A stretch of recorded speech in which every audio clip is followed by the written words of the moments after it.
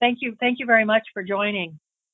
So we're going to jump in here with, as I said, this is not a presentation, but really a facilitated conversation. It's nothing less than inspiring that we have so many folks joining the call. So we're glad you're here. We hope you and know you have something to share, as well as probably many questions and want to learn from your peers. I'm going to start with a round 3 grantee in New York, in Montefiore. So Charu Sood, you agreed to answer a couple of questions and provide some information about some of what you've experienced in New York.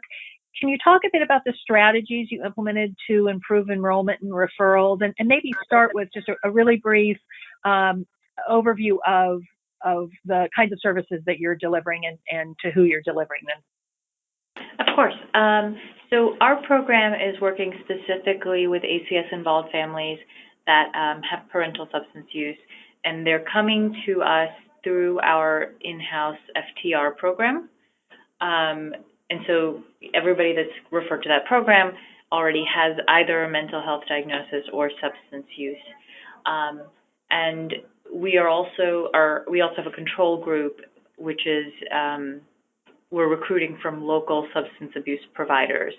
And so it's just anybody that has an open ACS case but may or may not be getting any kind of preventive service. And we're providing, as part of our protocol, 3 evidence-based practices. We're using seeking safety, incredible years, and contingency management through giving weekly toxes. So, you know, one of the main factors in recruitment and referrals was partnership building and open communication with our various partners. We did a lot of outreach to ACS, talking with their liaisons so that we can make sure that our FTR program is getting referrals that would be appropriate for our RPG protocol, and then communicating with our FTR staff to kind of keep us in mind and make sure that they are making the referrals when they actually do get the cases. Similarly, we did a lot of outreach and a lot of sort of meetings with community partners and substance abuse providers in the community so that we could go on their site, disseminate stuff about our program to their clients, and let their counselors know that this is an option for clients that may have an open ACS case.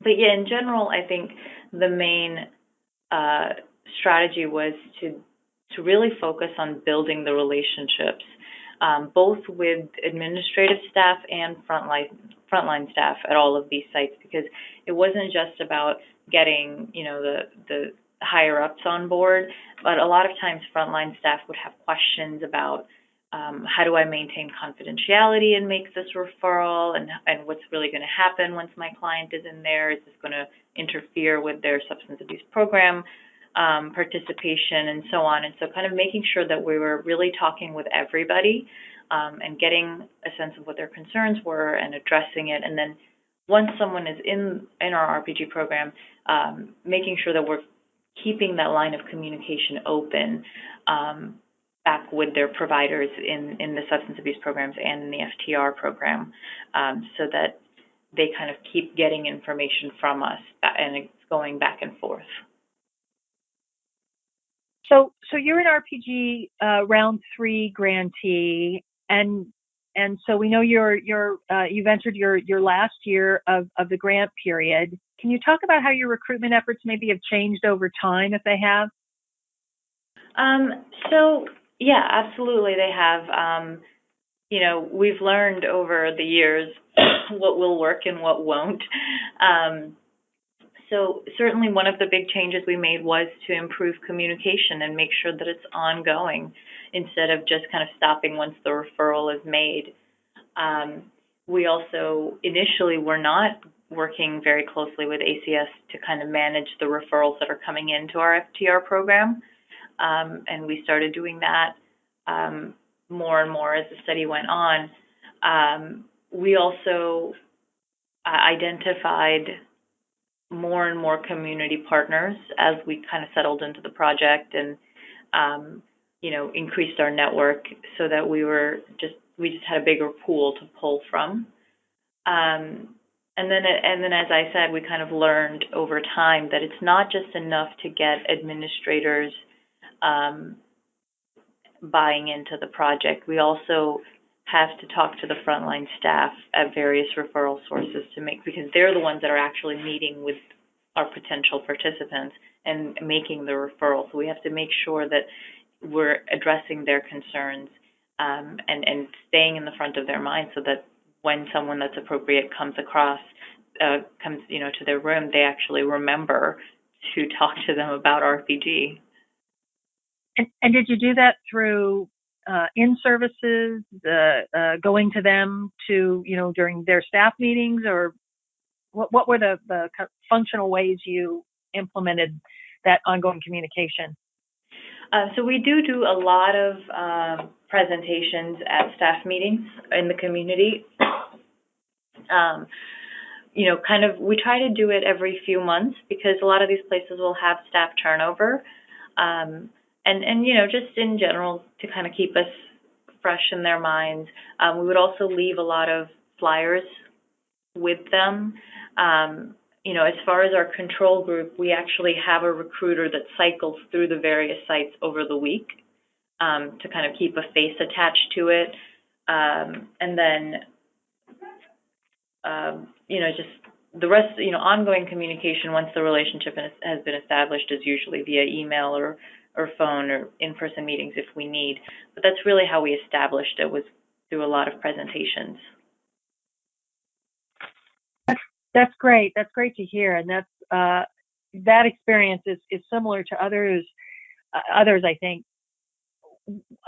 For those of you on the phone, what are your experience with this? Is this similar to some of the strategies you've put into place? Are you any continuing challenges with that? Is this? Do you have questions? Do you have questions for Charu about how they implemented some of these strategies? Yeah, just this is Elena out of OSU. I guess more of a comment than a question. So we're also working with child welfare involved families, and it's the frontline staff really are the ones who are telling folks about the program, and then doing our assessments, and then referring them into our program. And some of what we're hearing from the frontline staff is that our families are just really stressed out, right? They're dealing with substance abuse treatment, and they're also dealing with the child welfare system, and the thought of another program, whether down the line is going to be helpful or not, but the thought of just hearing about yet another program and yet another thing that they have to do is very overwhelming for them, right? So this is an ongoing conversation that we're having with our caseworkers and our frontline staff, just trying to figure out different ways to present our intervention to prospective participants without overwhelming them, essentially. Yeah, we actually hear that all the time as well. And you're right, it's probably the most common sort of response we get. And what we've found is actually the most helpful approach is to kind of reframe RPG less as a project or protocol, but more as a service to them, and to get them to see it as helping the family to get rid of ACS sooner. This is something extra that I'm doing. Look how dedicated I am, or to just sort of maybe ease some of the load of the frontline staff. I mean, in our case, for example, when they come to RPG, that counts as a contact for our FTR staff for the month, and we do the toxin, so they don't have to. They get the results from us. And so that way it eases their load a little bit, and it makes them a little bit more inclined to send people to us, because then they know, okay, so now my person is getting an extra clinical contact every week. And I get to hear about it, and I get to talk to results about it, and and just makes my life a little bit easier. And I think we found definitely that taking that kind of approach of, how can RPG help you, definitely made them a lot more willing to send people our way. Got it. That's very helpful. Thank you for that. And I do think it is something that we'll keep talking about. And systems like this are very helpful to see what other folks are doing that we can also try over here. Yeah. Great, thank you. Other questions for New York? Well, before we move on, let me ask, as you're entering your final year, what advice would you have for grantees overall, just building on what you've already told us about improving referrals and recruitment? I mean, if you knew then what you know now, what would you suggest? I think, as I said, maximize communication and really place a big priority on establishing those relationships, especially when there's staff turnover with your partner organizations. And I think be prepared that you're going to have to front load a lot of that communication so that logistics and any concerns get addressed right away, because we found that, if you put in that work up front to really establish that relationship and make it part of the system, it just makes it so much easier. Now that we have those venues set up, the referrals just sort of flow in, and it's just a natural part of how they do business. But it definitely does require a lot of work and a lot of follow-up after every presentation and email to kind of make sure that you really are establishing a relationship with all of the partners. Thanks so much. And that's maybe the perfect segue to Iowa Season Center. Sarah Heinrichs and Mark and Michelle. And Sarah, I think you said you have another staff person, Kimberly, there with you. That's just exactly what we just heard about the developing the relationships and keeping an ongoing relationship and the services and supports and what's offered, the interventions of what's offered, and how that can be a good fit is what Seasons has worked tremendously hard, I think, both in round 2 and then continuing to work on in round 4 and round 5. Can you talk about a little bit about your briefly about your program, how you define your target population for partners and referral sources, and a bit about how that's changed over time, what lessons you've learned from prior round of RPG? Yep. So we have a trauma-informed care program. So individuals and families that are enrolled complete the assessments, and then we use the data that we have an internal team that scores the assessments, and we use that data to make a recommendation for a specific evidence-based therapy. And so we offer trauma-focused cognitive behavior therapy, parent-child interaction therapy, play therapy, and EMDR, which is eye movement desensitization reprocessing therapy, are kind of our 4 big ones. And then we also are working on a couple other therapies as far as our kind of pool that we can offer from. But when we're marketing to individuals, we don't necessarily market that it's a specific program because we know that it is, but we really market the overall outcome. So we look at, okay, if we're going to market to the Department of Human Services, a program to them it's fast acting and it's going to end. And so when we go into a lot of different entities, including our child welfare system, juvenile justice, we really market that trauma therapy and care coordination piece. So we learned through our own work and through some lessons learned from other grantees with RPG2, we learned that we needed a care coordinator. So as the other person that was talking talked about kind of a recruiter. So that person really goes out and markets the program, gets families enrolled, does those initial assessments, and then just kind of engages them in the whole process while they're in therapy.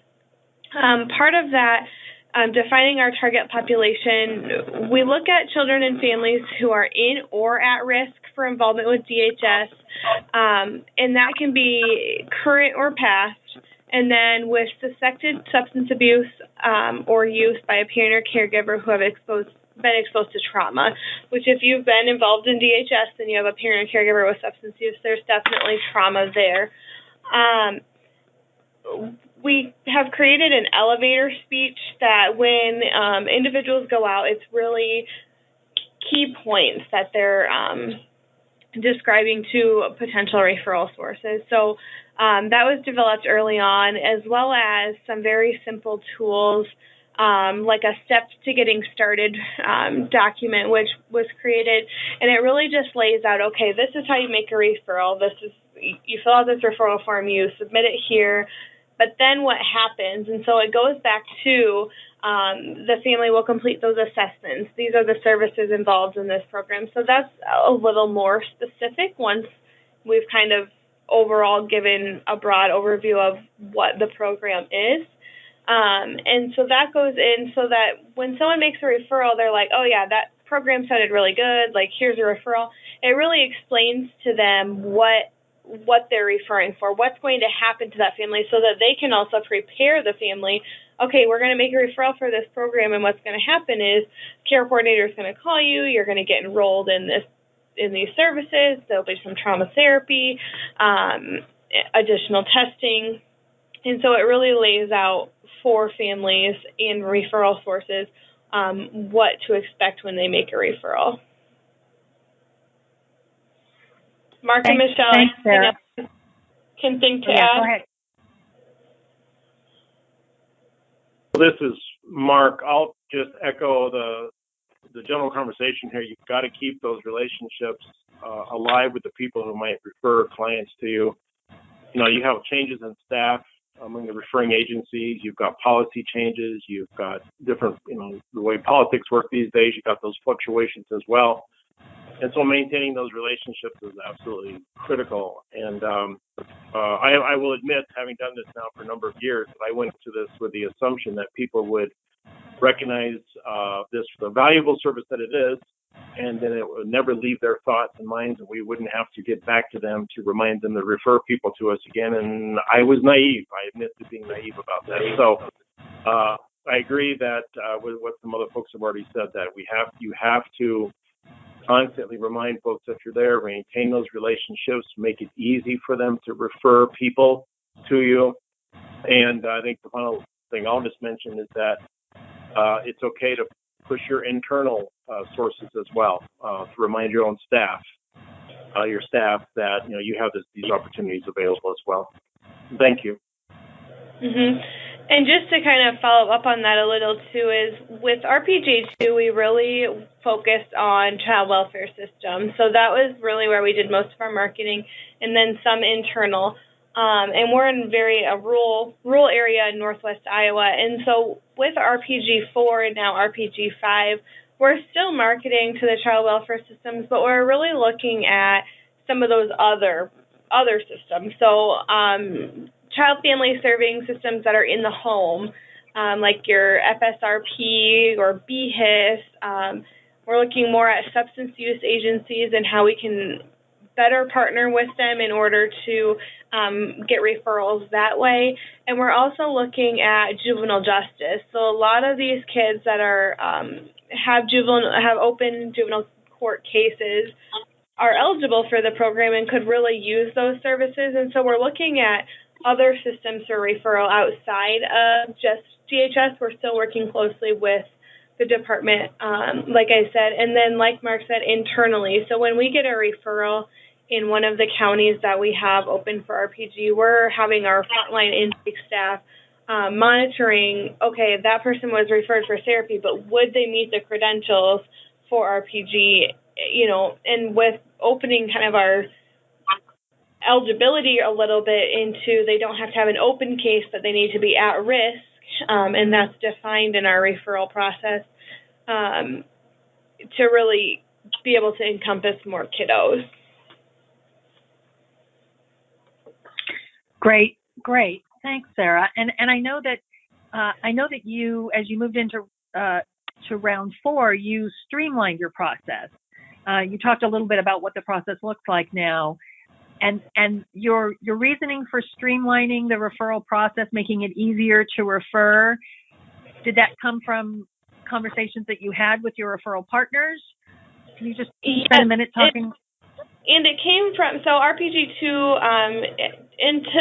we had some struggles getting clients enrolled because it was very tedious. There was an entire screening that the referral source had to fill out on the front end, and we have 3 basic questions on our referral form. Are they in or at risk for DHS? Has there been parent or caregiver substance use, and is there trauma?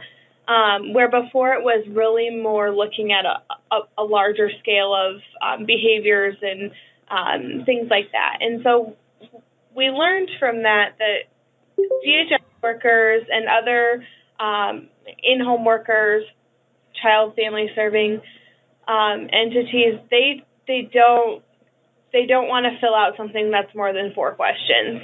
That it's just not going to happen. And we also looked internally because at the end of RPG2, we got a lot of internal referrals, but that was when we had been pretty lenient on this is how you refer, but if you just want to send, it was myself at the time, the information, we'll get them in the program. And so I got more referrals from them sending me names, like this person would be eligible, I'm not going to fill that form out. So we really streamlined that into one basic referral form. It gives us some demographic information as far as name, address, date of birth, that type of thing, and then those 3 questions. And it goes hand in hand with another program that we have that serves victims. And so then we can really determine, okay, which program are they best for? Those referral forms now go to a centralized email, and Kimberly, who's on the phone, takes those referrals, and then she processes them, ensures that they're eligible. If they're not eligible, she makes that determination and contacts the referral source. But then when they are eligible, she connects them with the care coordinator. Where before the referrals came to me, I was kind of the one that did a lot of that engagement. And when you have one person responsible for 9 rural counties, it gets a little busy. And so we hired the 2 care coordinators with RPG4, which was a lesson learned from RPG2, to really engage people. They're out, they're doing marketing, they're attending county coalition meetings, which, like Mark said, those are opportunities for continual reminders. When there's staff turnover in different agencies, there's new staff at those coalition meetings. They're going out and meeting with the local substance abuse agencies, DHS, other community teams that exist, and it's already proven in the first year to be very beneficial. Great. Thanks very much, Sarah. Mm-hmm. Questions for Sarah? Comments? Thoughts about other strategies or related strategies that have worked for some of you on the phone?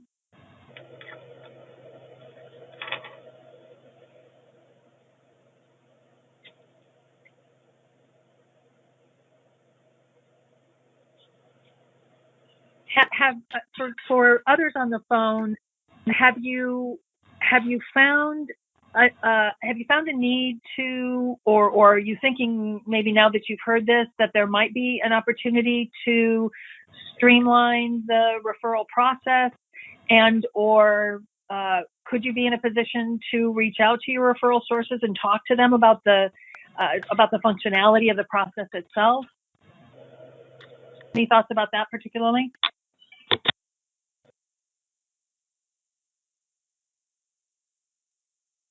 And just to add to that quickly, at the last grantee meeting, I did provide Jennifer, who was our TA coach at the time, our referral form and the steps to getting started. So I could send that again if it didn't. I don't know if it got to where it could be distributed in the Dropbox or not. But I would be willing to share those documents just because they're pretty quick and at a glance, but it really helps with referral sources.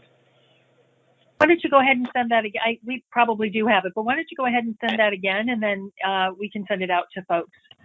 I'll send it to you, Jane. Great, perfect, thanks. So one last question, really quickly, Sarah, anything you want to comment about utilizing technical assistance to support your recruitment and engagement efforts?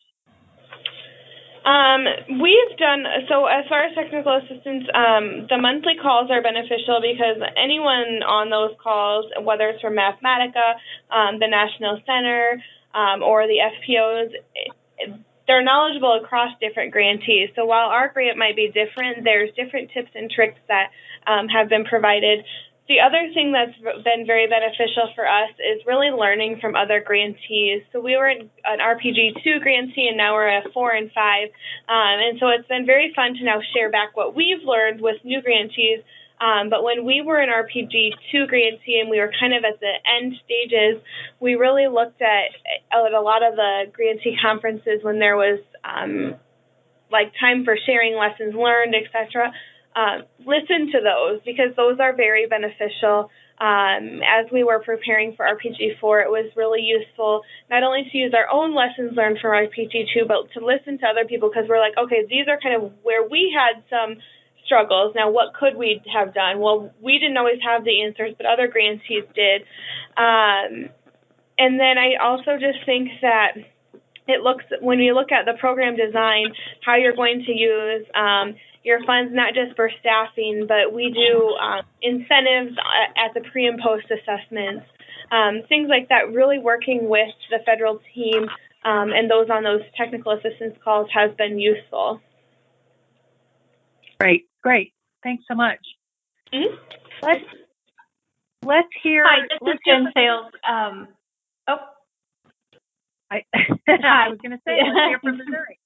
Let's hear from Missouri. Jennifer, did you have a comment specifically? Yeah, so in my experience with enrolling the families and working with our referrals over, the past few years, is when you start having those successful clients, the program really starts sticking in referrals' head.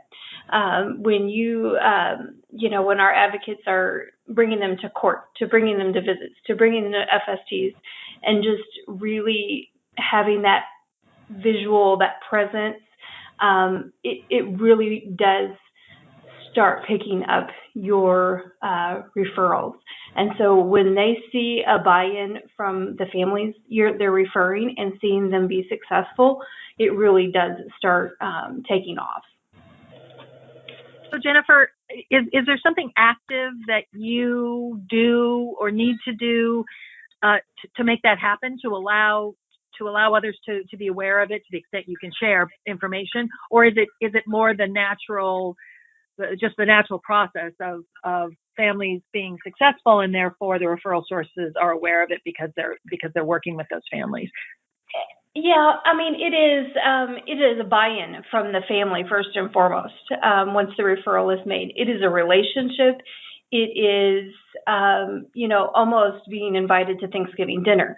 I mean, we are just the cheerleader whenever things get really bad, and it's having that relationship of building it up to when you can have those difficult conversations when they do come up.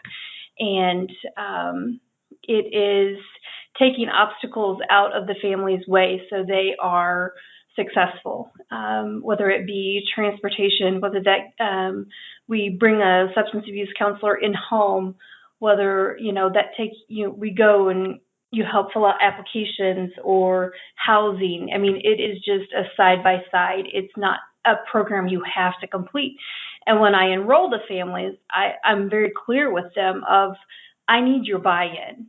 I need you to understand the time commitment I'm asking you to give. And then this is what we're going to accomplish. What are your goals? I understand what the judge wants you to do. I understand what Children's Division wants you to do. What do you want to do? And, it's very few that we don't have that, complete buy-in. So, and if we don't have the buy-in, that's okay. We're gonna stick with you any which way, until you can get there. Yeah, that's really helpful. I'd be interested to hear from others on the phone about their experience with engagement and almost retention strategies. You know, we heard from Jennifer about meeting families where they are, asking them what their goals are. Other examples from others on the phone about that. It's both recruitment, right? It's on the front end, but then it's also keeping folks in the program and in services. This is Sarah from Iowa. Another thing along with what Jennifer was saying is the same thing, meeting families really where they're at.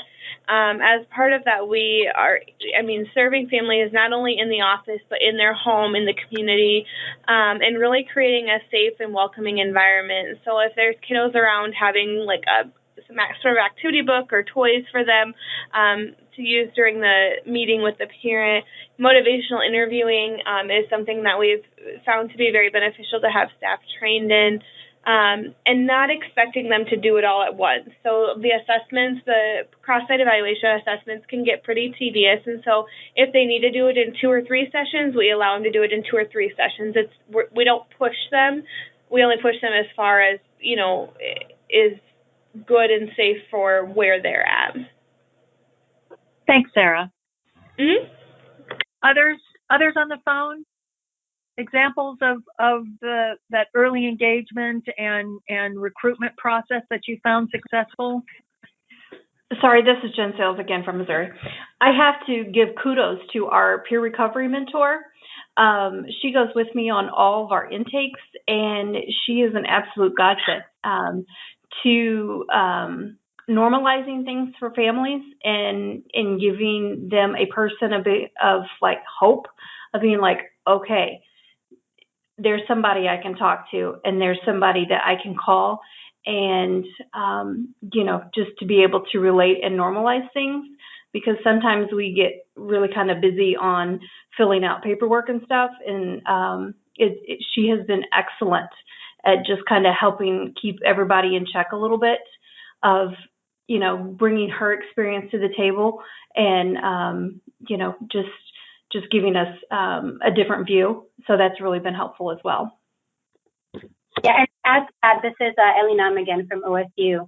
To add to the peer recovery support piece, so one thing that we've been doing is really getting to know the local service providers in both the counties that we're working with, even if the services don't exactly fit the intervention that we're doing, right? So we've been successful partnering with, agencies to help with housing or, basic needs, food assistance, clothing assistance.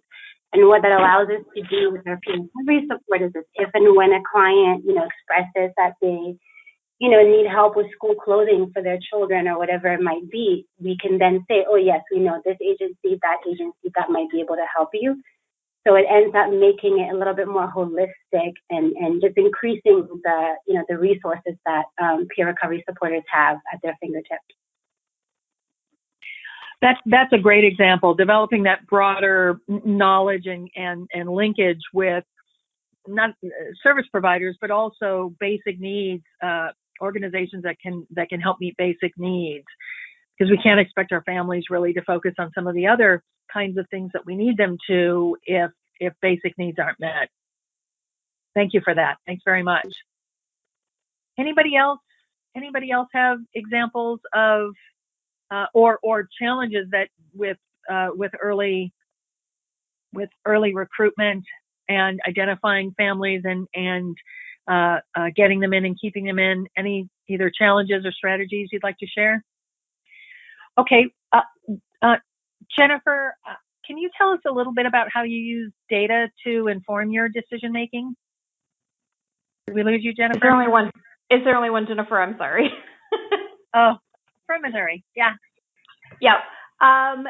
Data in reference to getting the referrals, or can you be more specific? Well, just any. Yeah. Have you used data to inform any of the decision making in terms of how to change your referral process or any of your recruitment strategies? How it is that you just any example of how data might be part of what informs the policy and practice decisions you make? I think with our just overall data and evaluation and collecting all that, I mean, we bring it to all of our key stakeholders and, kind of just give them information and a heads up of, where our referrals are coming from. What is our biggest drug struggles right now? I mean, we talk about the opiate crisis, but in Missouri, it's still very much meth and marijuana. And so trying to be very conscious of that and giving good service. Some of our other data is talking about parenting and how, there are no two kids alike. And so all of our parents are just, really asking for some strategies and some understanding of how to help their kids, how to engage with them. Because we know whenever kiddos are in foster care and stuff that there's just sometimes a break and then there's just not understanding of what's going on. There's trauma going on. And so just being able to facilitate that. Does that answer your question a little bit? Hi, this is Sky from Florida. Hi, Sky. There's an echo. I'm sorry.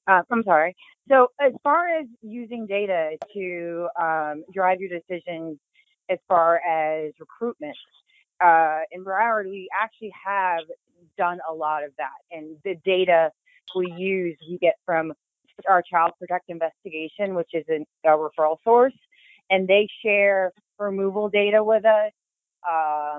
They share not just removal data, but they'll share like maltreatment data with us.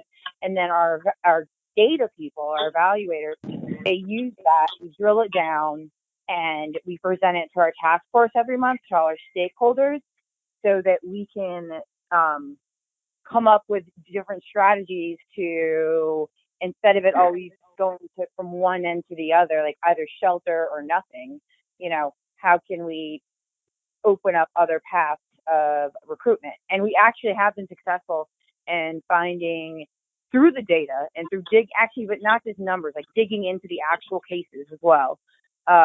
We've been able to divert removals because of that, and also get a real idea of what the child protection investigators are doing, which impacts our referrals, how many referrals we get. And through that process, we've opened up just a couple different avenues that actually have helped us increase our numbers in the last, I'd say, 2 weeks, 3 weeks. But I mean, that's a wonderful data, like true numbers, like it, and then you have to go into it's very time consuming, not just the numbers, but you have to also dig into the case. Like, so we have all the child protective investigators, all child welfare uses this network called the Florida Safe Families Network. And so we have to look it up and dig into it and see, hey, you know what, is this something that should be, considered a referral? And then we go to the investigator, second in command, and that we're making change. That's how we make it happen. That's a great example. And do folks have questions? Oh, go ahead. Yeah, this is Michelle from the Northwest Iowa group with Sarah and Mark. Something we do too is use a lot of data and drill down on data demographically for the actual overall population numbers. We're a state that's changing very, very rapidly, ethnically and racially, and the populations are quite different in different rural communities. And so, understanding that we have 180 languages now in the state, and a lot of the little towns where RPG operates can have, anywhere from 50 to 70 languages going on with their clientele. So just trying to make sure that we're using that information strategically, from a long range planning standpoint, as well as helping us with recruitment and identifying potential partners or sources of clients, information, collaborators, and that type of thing. So really important, for us to keep our eyes on the bigger picture as well with data. Thanks, Michelle. Thanks. Well, let's move now to hear from our grantee in Illinois, Dr. Sue Pickett.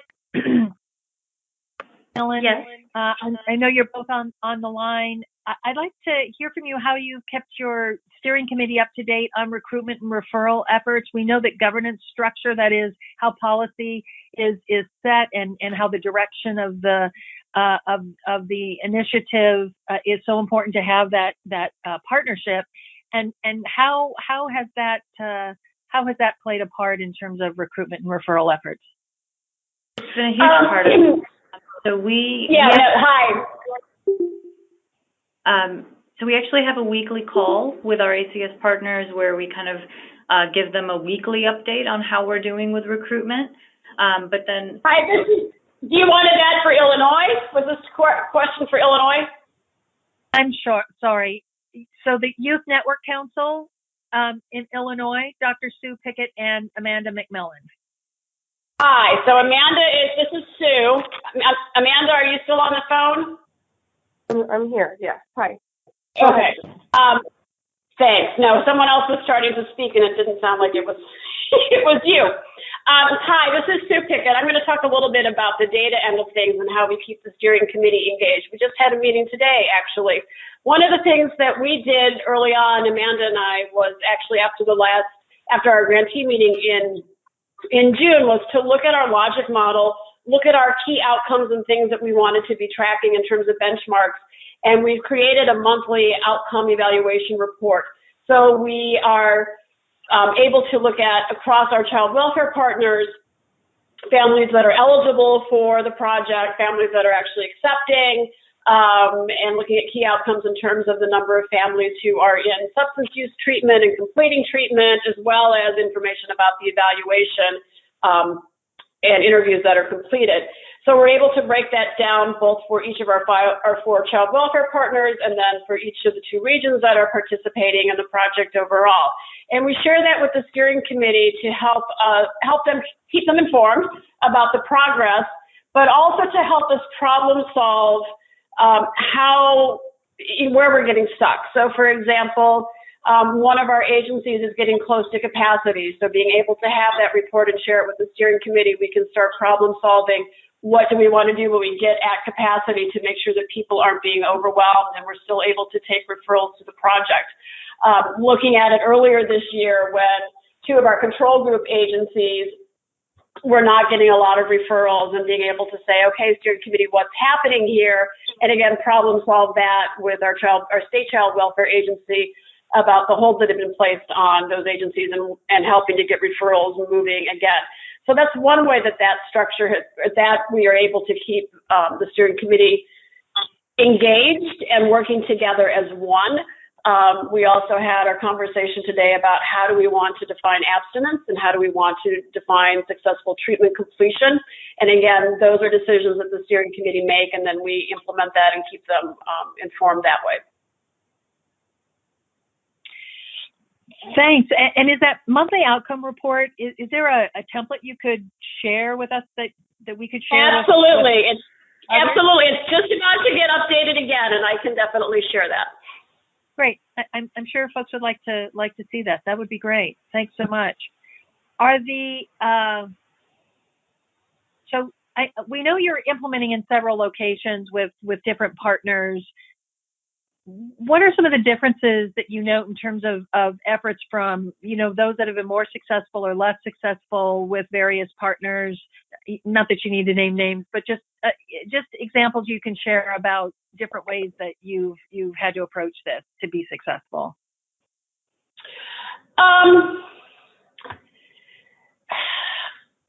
That's a really interesting question. I think in terms of where we are seeing success is where people are not, where a provider is not trying to bite off more than they can chew.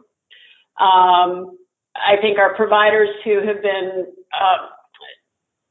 two of our partners who have been actually providing our intervention services for quite some time and are very familiar with it and are doing it in more of a small controlled setting versus trying to take in everyone, is having much greater success because they're able to have smaller team meetings and really address issues as they come up. If someone, a client, for example, is lost.